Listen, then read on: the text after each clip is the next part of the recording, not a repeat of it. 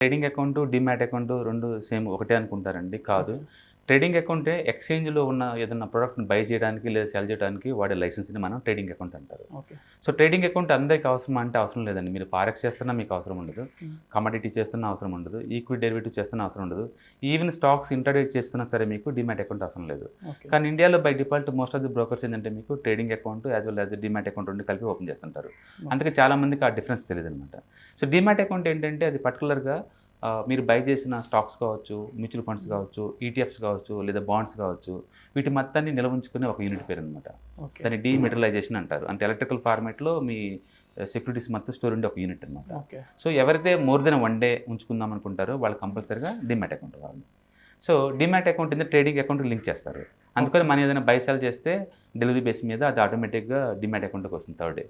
Okay. So, trading account అంటేనేమో by and cell అంటే transaction చేయడానికి ఉండే ఆఫీషియల్ లైసెన్స్. ఓకే. దాన్ని మనం బ్యాంక్ అకౌంట్‌కి లింక్ చేసుకుంటాం. హ్మ్. అందుకని మనీ ట్రాన్స్ఫర్ చేస్తే బ్యాంక్ అకౌంట్ నుంచి మీ ట్రేడింగ్ అకౌంట్‌కి వస్తుంది. అక్కడి నుంచి మనం ట్రాన్సాక్షన్ చేస్తుంటాం.